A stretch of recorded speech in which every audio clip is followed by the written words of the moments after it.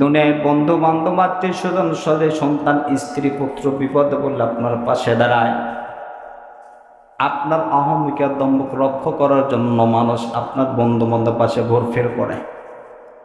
দুনিয়ার ক্ষমতা বলে একটা অন্যায় জিনিসটাকে ন্যায় শাসন করে গেছেন আপনি, কিন্তু কিয়ামতের ময়দানে এমন হবে না। ইয়াউমা ইয়াফিরুল মারউ মিন আখিহি ওয়া উম্মিহি ওয়া আবিহি ওয়া সাহিবাতিহি ওয়া বানিহি। প্রত্যেকটা মানুষ দুনিয়ায় যাদের সংস্পর্শে থেকে যাদের বল দিয়ে আপনি অন্যায়কে ন্যায় সাজানোর চেষ্টা করেছিলেন, এই মানুষগুলো সর্বপ্রথম আপনাকে থেকে পলায়ন করতে থাকবে। লা তাজিরু ওয়াজিরাতান বিজরা উখরা।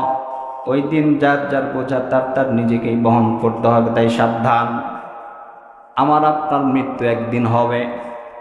কথা কয় না? মরণ লাগবে না? মরতে তো অবশ্যই হবে,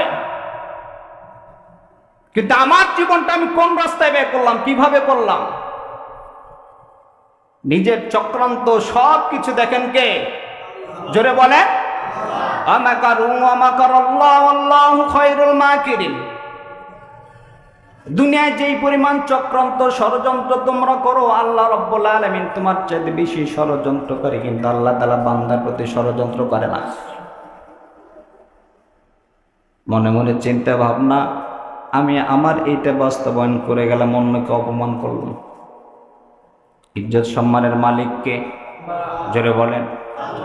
হযরত আবু হুরায়রা রাদিয়াল্লাহু তাআলা আনহু বলেন, 2 নম্বর যেই বান্দার প্রতি আল্লাহ রাব্বুল আলামিন তাকাবে না, কথা বলবে না, 2 নম্বর লিস্টে যিনি থাকবেন মালাকুন কাজ্জাব, অর্থাৎ যিনি সমাজপতি থাকবেন, রাষ্ট্রনায়ক থাকবেন, দেশের প্রধানমন্ত্রী বলেন, ওই ব্যক্তি যদি মিথ্যাবাদী হয়, মিথ্যাবাদী শাসক, দীর্ঘ 17 বছর আমরা দেখে এসেছি ফ্যাসিস্ট সরকার, এর দোসর যারা আছে এরা ওই দলেই।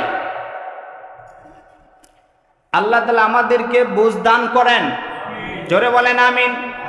3 নাম্বার যেই বান্দার প্রতি আল্লাহ তাআলা তাকাবে না, তার সাথে কথা বলবে না, তাকে পবিত্র করবে না, 3 নাম্বার হলো সেই যেই ব্যক্তি মিথ্যাবাদী, অর্থাৎ নিজে গরিব এবং মুস্তাকবিরের অহংকারী।